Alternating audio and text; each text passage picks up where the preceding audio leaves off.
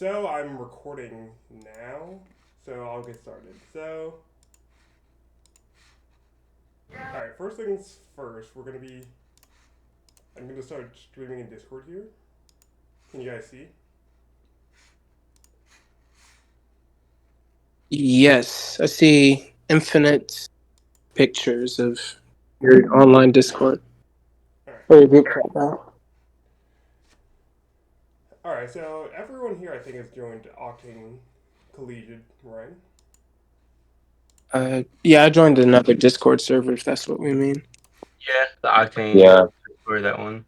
Alright, so this is gonna be the main one we're using as of now. Obviously, roll sign, you gotta make sure you turn on scrims, queue event notifications, and the season. I would recommend turning the season on, but you don't need to. 3v3s would be good to turn on as well. I just realized I didn't turn on. If you want to get a lot more practice in. But mainly what's going to be going on here, I'm going to. Okay, now I can remove from it. So, first, what's going to happen is we're going to be able to play in these scrims now. We haven't been signed up for like the actual season yet. That'll come later on, and I'll have to talk with Mr. Beacons on getting us signed up for that ASAP. But the main thing is going to be scrim signups. Um, as you can see, they start at 12 on Monday, Thursday, and it's going to include all the teams that are playing in the Octane League. So these are probably going to be the teams you want to stack up best against. That doesn't mean we only have to play here because there's a lot more scrim servers. Like here, Trinity, Telesarena, EEC, INF, BN, CCE, then Meet. Those are the ones running things at the moment.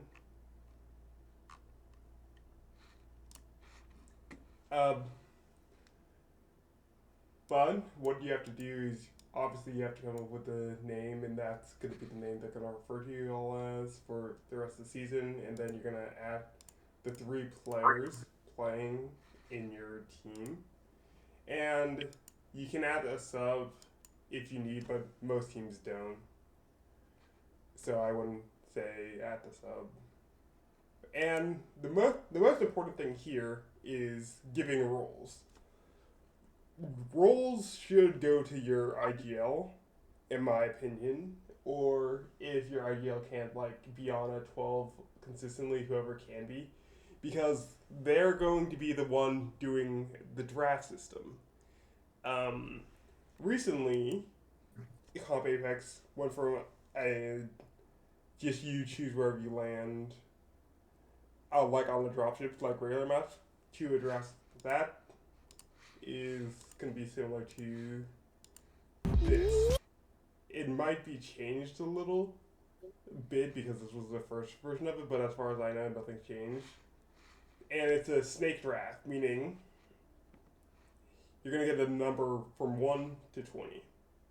And say if you get number 1, that means you get the first pick on any map of any POI you want, and you'll get the 40th pick. If you were in 20th place, you would get the 20th pick and the 21st pick. And if you go here, you can see where is available. It's like barometer north and south. Like here, you would likely be fighting someone for that loot, compared to if on the regular, what they used to do is they would have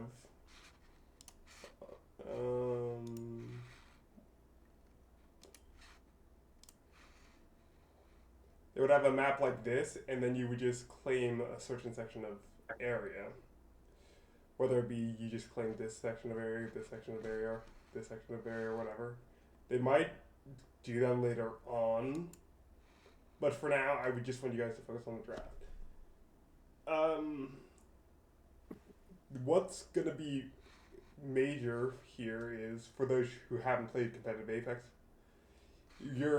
Wherever you land is going to fundamentally change how you play the game because of how much loot you get, who you might be fighting, the rotates in and out, or just the advantages and disadvantages and how you can manage that via your team comp. That's going to be mostly the important thing. So these are going to. This is what's called. Well, this is World's Edge, and then back here with Storm Points, just so you guys get a brief look. You are gonna want to like have a plan for how you rotate out of these and like what POIs you want to choose as a team in general. So that's gonna be something that JV discusses amongst JV and something varsity discusses among varsity. So y'all will get into that as you play and as you figure out how you want to do things. Then I would say the other major thing is a lot of these teams are going to be asking. Well, a lot of them are going to be playing a lot of asking to improve, and that's where things like 3v3s come in. You could just 3v3 with like randoms. Whoever asks 3v3 here, and then you just get a one there and then practice there. But it would be best for you guys to ask a team to 3v3 just like somewhere in here before like games, like probably an hour or something before scrims start. And then you can go 3v3 another team for practice in whatever you want to do, whether that's just practice holding angles, whether that's practice swinging together, whether that's practice communication. We can just learn off from you guys just playing those 3v3s rather than playing in just pubs or ranked. There's a lot more to just digest, but I think that's the most important info now. Is there any specific questions at the moment? I have a question. What is it? So, you said there's a draft system for where you land now. If you like, that means you have to land in that POI, but you can immediately rotate somewhere else, right? Yes, you have to land at that section. It's going to drop you off a dropship, and then you could go wherever you want after that. However, depending on where you land, like you might want to loot up. You might. Some people just grab a trident and then immediately head somewhere else, but that'll be your choice, your call, and everything. Okay. Well, yeah, that leads me to another question. So, I know I played a decent bit of rank like a year and a half ago, and something I realized was that like the best way to play ranked is low key just not hot drop, but try to land somewhere where one other team is, get the KP, and then just farm or camp, like zone, look for high ground, go to circle, right? How do you think that differs from competitive? Do you think it's less important to get kills early and you just want to immediately find a good place to chill, or what? That depends on your team's playstyle. Three, um, there's three playstyles here. There's going to be zone, there's going to be edge, and then there's going to be hybrid.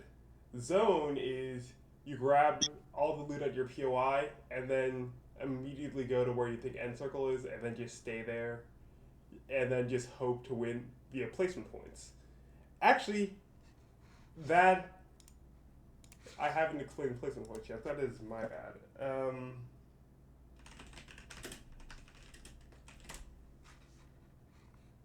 So, how ALGS scoring system works is like this. And this is the scoring system we're going to be using here. You get. Hold on. You get 1.4. Oh, there it goes. So you get 1 point per kill. And then there's also placement points. If you get 16 to 20th, you get 0, 11 to 15th, 1, 8 to 10th, 2, and so on and so on, as you can see via this table here. Zone teams, what they're going to do, what they're gonna do is they're trying to mainly play for these placement points. They want to get like somewhere between first and fourth, get those guaranteed points. Thinking, hey, we don't need to fight or risk fighting as hard, so we can just get those placement points and we're likely going to be ahead of other teams just direly. Then there's also edge. Since you get 1 kill, 1 point per kill, edge teams are going to be more focused on, hey, we can just ride the edge of circle and fight people, get a lot of KP, which is kill points, and then rack up a lot of kills that way, and then get a lot more points that way. And then we might get some placement points along the way, but even if we give one first, not first, 11th or 8th place or something like that, even if they're only getting 2 placement points, they might already have like 3 kills. So they're getting 5 points overall. Just depends on your play style. And then hybrid, which is going to be the hardest to play of the 3 play styles, is choosing between, hey, should we play zone here or should we play edge here, depending on every zone. I would say hybrid is overall the best play style as it gives you the most chances of winning. However, some teams are just so much better at edge that they always play edge, or they always play zone because they're just that much better at zone. So it just depends on your team. Okay. Thank you. But no one really like just starts aping people immediately off the dropship though. In scrims usually are People competitive. do. People hate those people because usually what happens is they ape someone else and then immediately try to ape someone else and then screw over multiple teams' games because they just get third partied. Okay. Last semester, I had a teammate who had a playstyle with what he liked to go to directly into zone, then ape people in zone, which caused a lot of problems because we would just die based off that. So we literally had to just reel them in and be like, you can't do that because that's just screwing us over and it's making other people mad. Therefore, not only do people not want to play around us, if they know we're coming from a specific area, they're going to just try and box us out. They're going to focus us harder because they know we might just screw them over for no reason. Right. Obviously, there are times like you might want to do that and you have a specific reason for doing it, but you shouldn't just be doing it and running at people for no reason. Okay. Thanks. You're welcome. Alright. I'm trying to think, is there anything big that I'm missing here?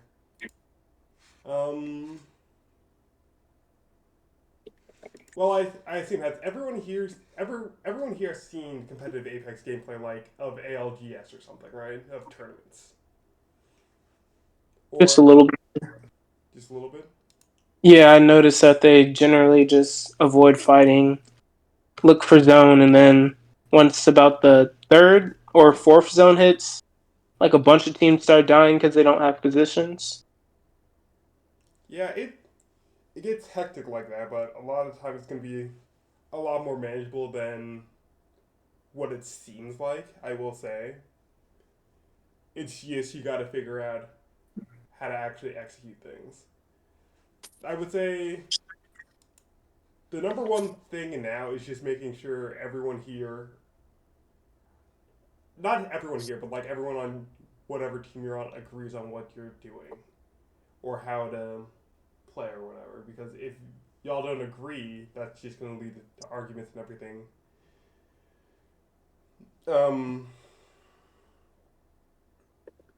And if you guys have like a problem or anything with anyone here, try to resolve it. Preferably just talk it out in person or talk it out online, whichever you two prefer.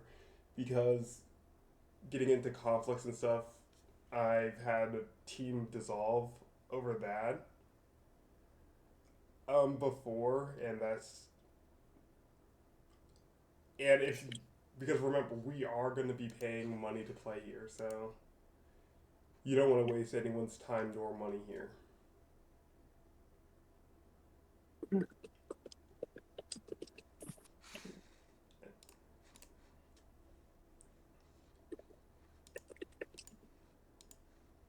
Hold on. They're pushing up. They're pushing up. What? Yo, we can hear you. Ow. Hold on. He's muted. We're good. Alright.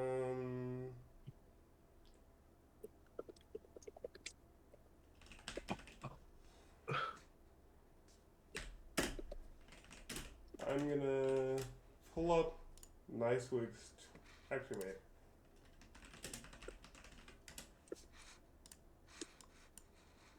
This will probably just be better.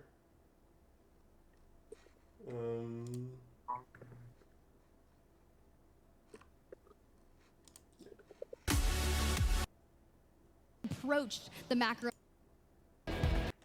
Sap Arena hitting In that two stacks. So Let's kick off match number 1. Split to more important. Follow all of them. they don't actually show when I need them to show.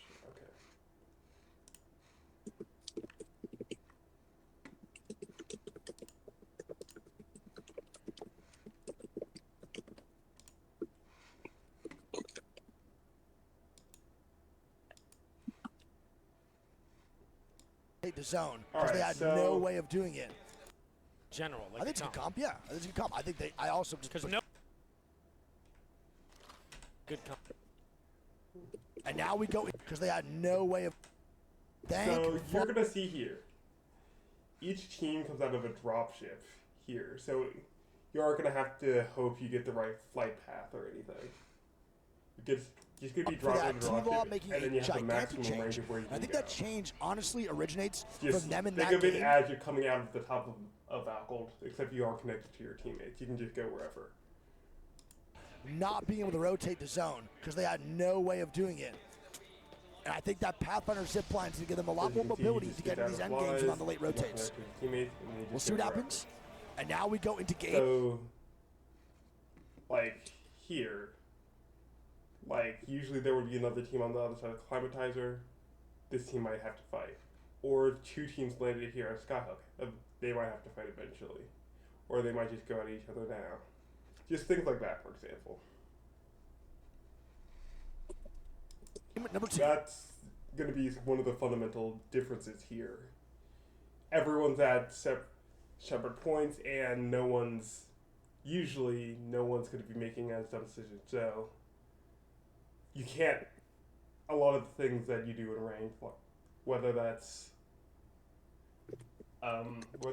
just acting like someone's bad and that you can just swing them by yourself, like no utility, is often not going to work, or no one's really going to just be like sitting in the corner standing still or something.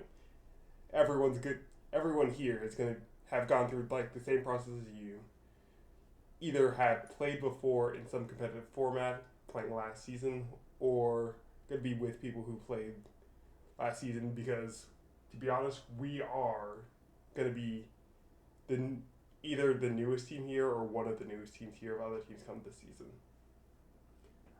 Basically, everyone else is going to have some kind of players that are previously established from last season that know how this works more than we do. Mostly because I'm the only player that's played in Octane. I know some of you have played in tournaments and other competitive formats before. I don't know how long or how recent ago was that, but I'm sure you guys are good enough to play here. But it's 100% going to take some adjustment, and I would say don't expect to instantly do well off the bat, because even if you're getting like 12th or 10th places, that's pretty good if you're just coming in with as little experience as you guys have as a group, not individually, and just figuring things out.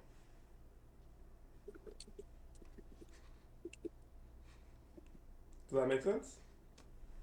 Yeah. Do you think it's generally clear to find out what we did wrong when we die in Apex, or do you think a lot of the time it's just going to be luck in these competitive games, like zone placement or dropship placement, etc.? There's not going to be any dropship placement, so that part of luck is going to be eliminated. A lot of it is going to come down to skill. Wait, it's the dropship's always going to be the same direction But this no, you season? don't have a dropship. Oh, we just teleport in the place that we Yeah. chose in the draft. Yeah, like how you Yeah, see it's gonna here. just Thank spawn you fuck How in. you see T-Law here. making a You just get a gigantic dropship change. and it I drops you think that there. change honestly That's originates so from them in weird. that game not being Yeah, able to rotate comp the is zone very because they had no different. way of doing it. Because it And I puts think that you in map where you made your like choice location. Um, Pathfinder zip and lines to give them a so lot more it'll mobility to give you get in those end that, games without the late and rotates. then you have See what to happens? loot up And and now rotate. Basically, you got about like 2 we go minutes into game number max 2. if you want to take a really long time. Um, and this is going to depend a lot on if we are running a controller legend or not for these games, because I know like for us, Violet's not in here, but me, you, and Carlos, Violet, and Carlos. Carlos is running primarily is going to be primarily running frag for us, most likely, Frag. and so. Who's Uh, frag? or not Carlos, Violet. Violet, Bragg is the main aggressor. So this will be a good time to do positions. Because everyone knows you have assault class, you have skirmishers, you have support, you have recon, and you have controllers. Controllers can do ring scans. Those would be like your caustic, your Watson, Rampart, um, who else? I think I'm missing one. The new girl with the. Yeah, Catalyst. There you go. Those are your main. Those are your control legends. Controllers are good if we are doing a lot more of the plan for shifting in zone and finding a spot to hold. Because we can get zone information early. Um, and then make rotate decisions based off of that. If we're going for a more placement based game, then we'll probably be running a controller at least to start with, to the very least. Now we do have the option if we're planning to be more aggressive, we more likely be running at least one recon. Recons are very good for having general information for map knowledge in terms of where players are. That's one of those. If we're gonna go as a team to go ruin someone else's game, we're more than likely gonna be running a recon, a skirmisher, and maybe an assault.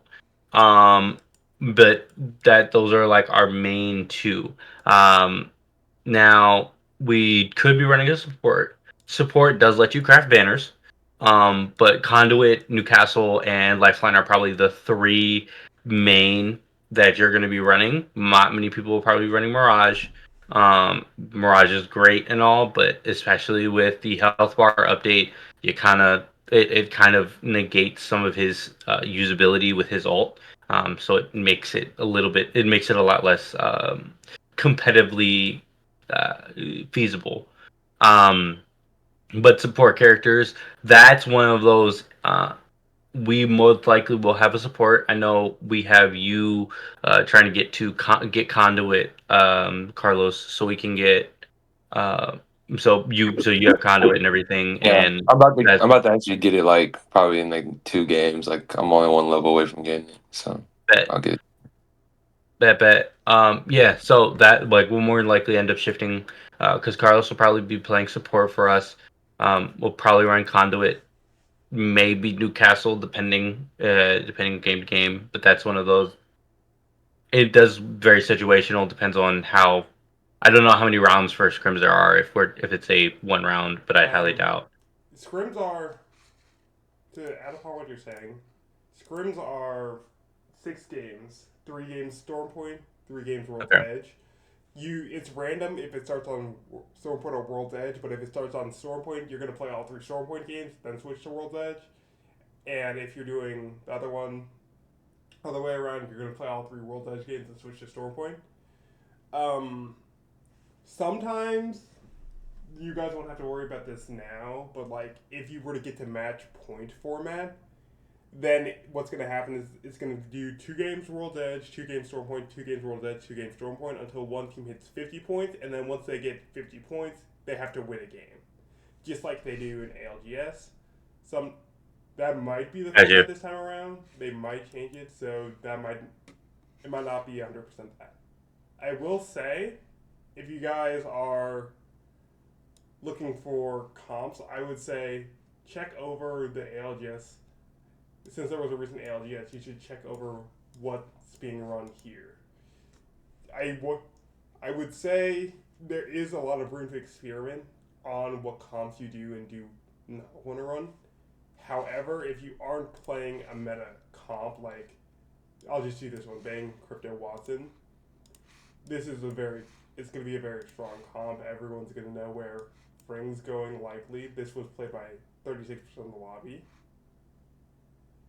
They're going to know where Ring's going. They're going to have scans via Crypto and the beacons, and they're going to have Bang to just smoke it around and maneuver. Bang is hands down the best character in the game right now. So, unless you guys have a very, very, very good reason to not run Bang, you're going to 100% be running her. Yeah, I mean, I'll probably end up running Bang. Wait, we're talking because it stops the controller aim assist, right? Or Smokes do stop aim assist for Bangalore. However, I will say this is also why I do want to get you all working on crosshair placement and just control with like just sitting in firing range, getting used to being able to control recoil without having aim assist on, because there is a setting you can turn it just straight up off. So this now would be like the time to practice, like in just in the firing range, just getting used to having to control recoil without having the use of aim assist, because you do not get aim assist to the smokes. I mean, aim assist is one reason, but it's going to be a lot more for rotational ability and Oh yeah. double time. Why did it reset? Double time passive is probably the best passive in the game. Just a fighting ability. Aim assist is part of it, but it's there's a lot bigger things. But you can. I would say between 3v3s and then just at some point aim trimming, you're probably just going to get good enough to not have to be as reliant on aim assist. However, any console players here, you will have to deal with going from 0.6 aim assist to 0.3 aim assist in these lobbies. So I would recommend playing with in PC lobbies more, so you get more used to 0.3 aim assist. Anyone them who have been playing with me would be having having already started to adjust, for sure, because I am on PC, so they'll hopefully have gotten used to it to some extent. Me, Violet, and Carlos all have to definitely be running a couple games tonight. Alright. Yeah. Then, last thing I want to go over, everyone, I do need for you to have either Twitch channel or YouTube channel that you can stream to with OBS, or really any recording software. I don't really care what it is, but I need to be able to see the VODs after the match. If you don't record VODs, we straight up can't help you. Because we can go over, hey, what you did, we can say what you did wrong from someone else's perspective, yeah, but if we don't have your perspective, I can't help, like, figure out, oh, this was a good or bad calm or heat, or someone else should have listened to you. And if we're going based off memory, that's just a he said, she said thing. So, yeah, good VODs. Then, at some point, I'll just assign someone to regularly do the scrim signups. It would be best if both teams had one person to do it, but if no one can, I'll sign both y'all up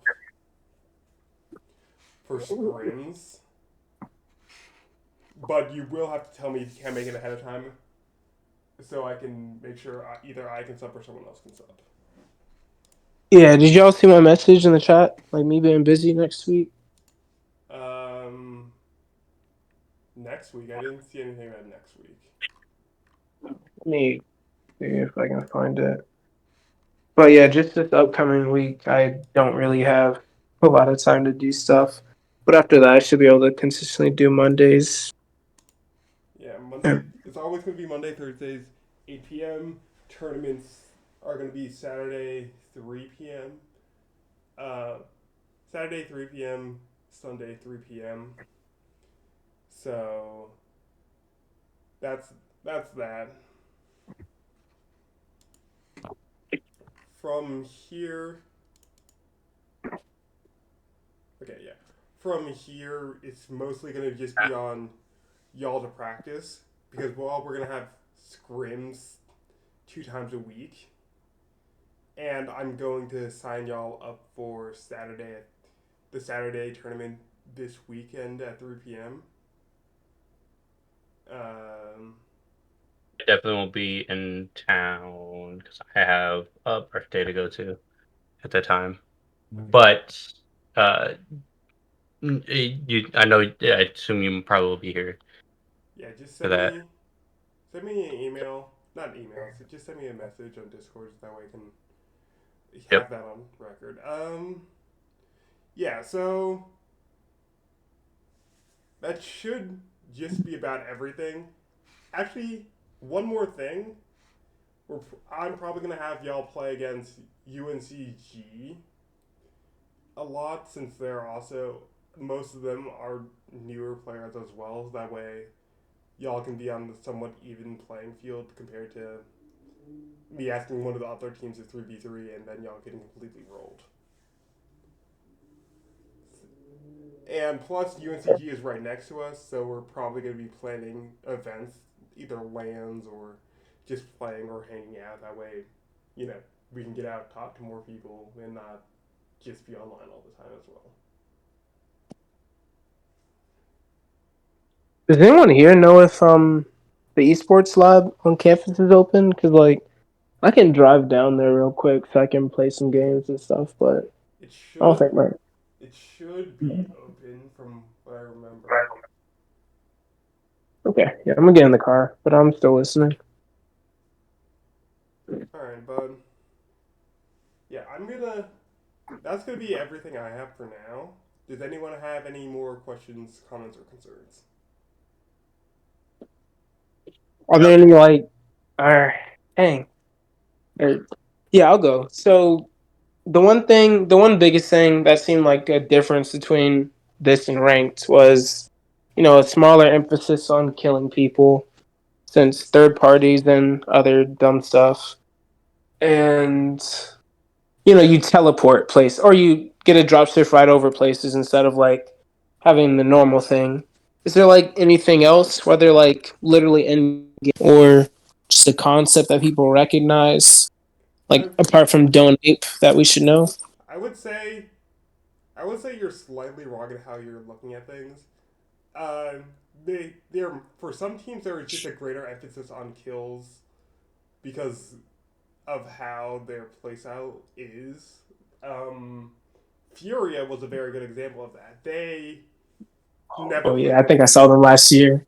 They had like Timmy, right? They just No, that was his Watson. Timmy oh won DSG and he's now on Moist. wait, I think it was his watching. Yeah, I just remember them just popping off in the tournament, getting like a bunch of kills, like in the teams together. Yeah, they Really have cool. a complete emphasis on kills. They were really the first edge team in this game. However, the way that they went about getting those kills was a lot more. I don't. It was just a lot smarter, I would say. They would obviously go for kills, but they wouldn't just like kill themselves over it. They wouldn't just take every fight. You just have to be a lot smarter and then just recognize a lot more info. You're gonna have to pay attention to like where other teams are dropping around you, how much ammo, how much loot do you have, and obviously you pay attention to some things, but having so much more info and knowing all the teams around you have so much more info because you're not gonna have anyone running Octane or anything like that. If we, like, for example, if we go back down this, hold on. If we go back down this list, look, Crypto Watson, Catalyst, Bang, not Bang, Crypto Fuse, then Pathfinder. So, all these top 4 teams, out of out of 4 of them, 3 of them can scan both Beacon and like Survey Beacon and the other beacon. So they're gonna have know where the next zone is and can scan everyone around them. So they're gonna know where a lot of teams are gonna know where you're coming from and where you're going. Therefore, it's going to be a lot more unsafe to take a lot of fights unless you have that knowledge. And so, like I said, there were a lot of edge teams, and it's a totally viable place. However, you need to know if you can actually do that, and you're going to have to recognize and respect the other players a lot more than in ranked. Yeah. I know people get beamed on zip lines and balloons a lot more. Is there anything specific like that where it's just like you will get beamed when you think you wouldn't normally? You're gonna get shot at a lot more. You're gonna have to know how to move correctly on zip lines and going up any zip line or going across any zip line. You're gonna have to know how do I mitigate the amount of damage I'll take, or how do I move correctly, or is this even a good idea to take right now? Because if even 2 teams are looking at you going up a evac tower, you're probably gonna die, so it's not worth going up it. Right. Also, you got to think of what's the distance for, if we're taking the evac tower and there's a team within like 10, 15, like 20, 30 meters of us. If they're any good, the second you get on that zip line, they're all looking straight at one character, and that's it. And instant, like, you're getting beamed. Whoever they get the most damage on is dying. Often teams will coordinate as well. Hey, let's shoot the last person going up. So you have to be aware of that as well. Okay. But that's one of the reasons why you don't run 3v3s. It's going to increase that communication. It's going to increase just your awareness of how people are going to play when you get to those high level lobbies. Because these lobbies are going to 100% be harder than any of your ranked games. Like, even if you were to hit Masters or Pred, people are still messing around and not taking that seriously. When you hit, like, these actual lobbies, they're going to hit you like a truck. So, just be aware of that. We're going to get you ready. I'm going to walk you through everything. Everyone here is going to support you and everything. And if need be, I'll see if we can, get, an actual, coach who's coached Apex before. I can't guarantee that, but I'll start working towards it. I'll let you guys know later on if we can get that or not. Cool. Alright. Anything else about... Oh, one thing I didn't speak about... Why did that reset as well? One thing, though, you're going to have to note. There is a weapon meta, and that is going to matter a lot, so just look at this. Akimbo Mozams had almost 4 times as many kills as the Nemesis. So they're going to be, they're going to be by far the best weapon. So, unless you straight up can't find it, you should be picking up all the weapons that are at the top here, like Akimbo Mozams, Nemesis, Hemlock, Havoc, Massive, Flatline, G7, eBay, God dang, no R3 1 volt. What's going on these days? It's primarily It's DPS. It's primarily a shotgun meta at the moment, and R301 just lacks the DPS to compete with any of the other weapons here. So, while, stick to your comfort weapons, you gotta recognize if your comfort weapon is like if you prefer Flatline over Nemesis, I won't bug you at it. But like if you're taking R301 over either Nemesis, Flatline, or anything else, you're just strictly putting your team at a disadvantage because everyone else is going to be hitting you for a lot more damage compared to what you can do. That's not even a thing of how good you are, it's just straight terms of DPS.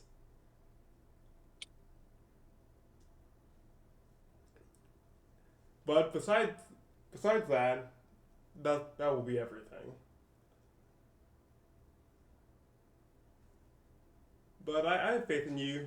I'll help you guys figure things out, and when you guys talk, I would say all of JV go make a group chat for now and talk about where you want to drop, what characters you want to play, what your playstyle is going to be.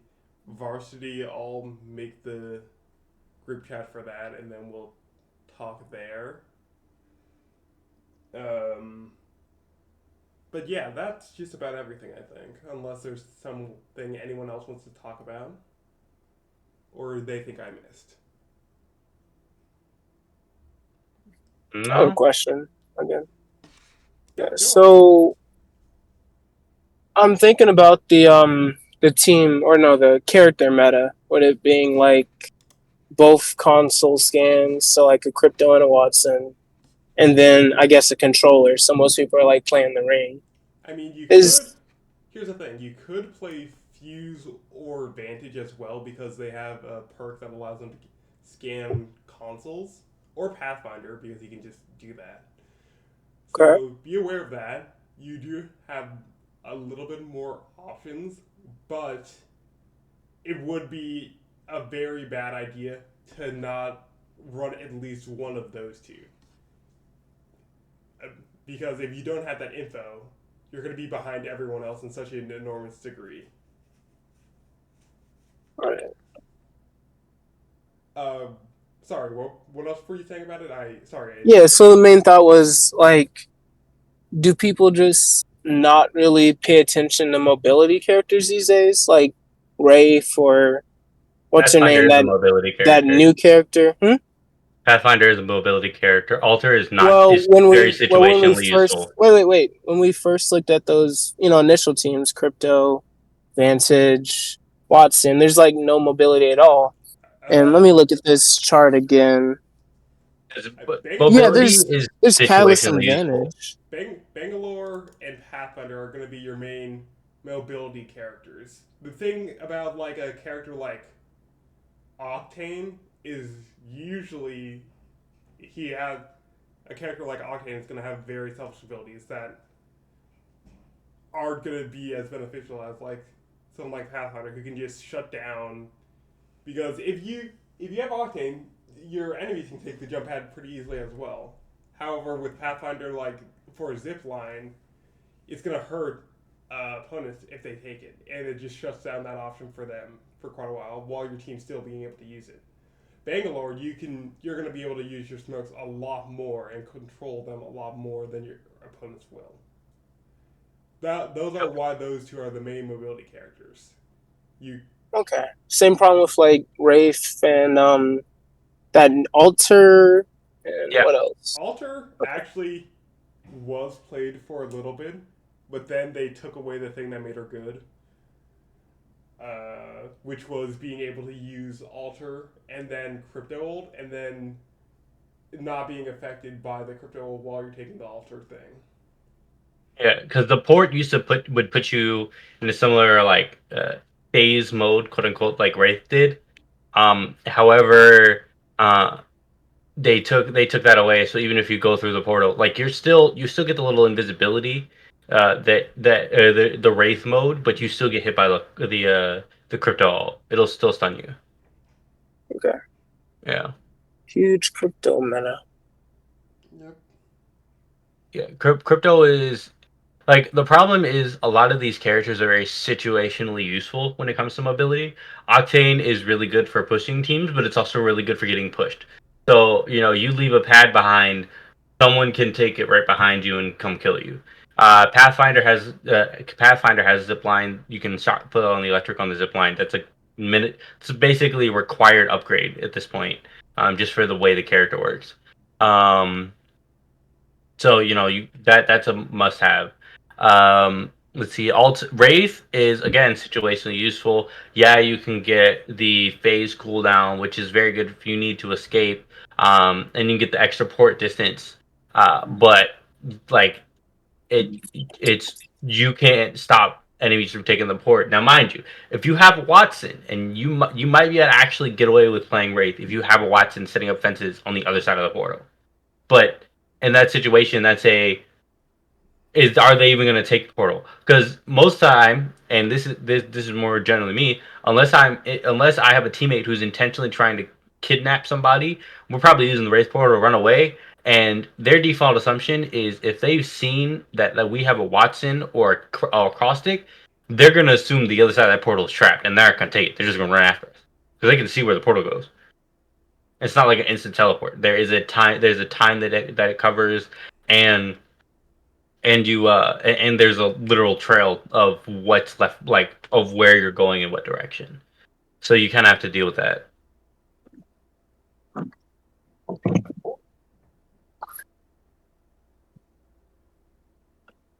All right then. Is there anything else?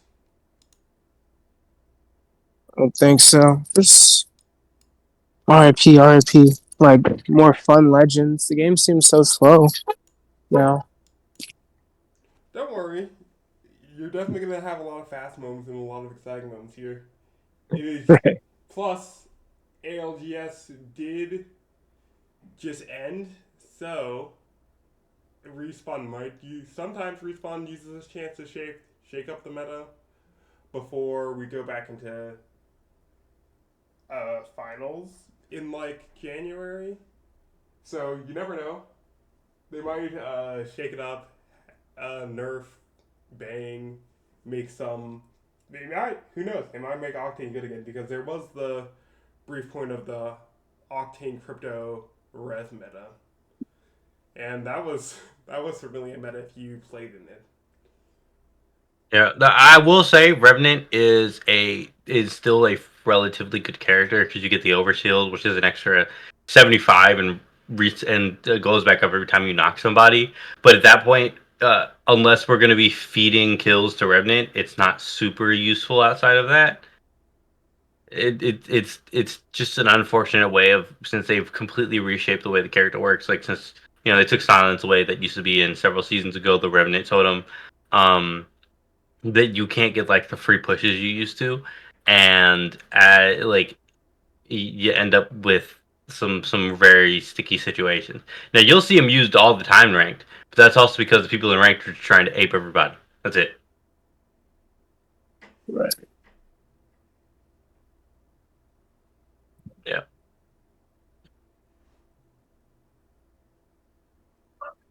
I just got to a Steam Center. I might be able to just walk into the game lab. Hopefully it's open.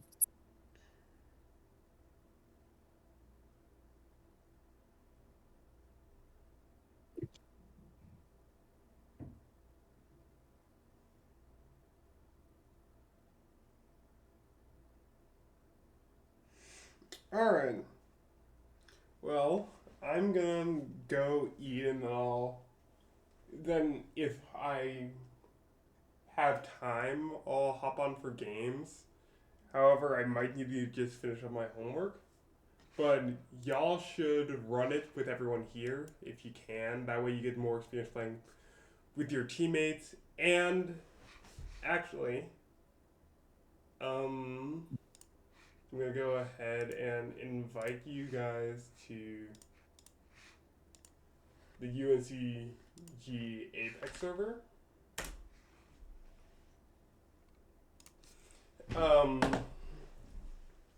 Just tell them y'all are gonna be from A&T for Octane, and that you'd be down to 3v3 at them at some point, maybe tonight if any of them are available, or 100% tomorrow.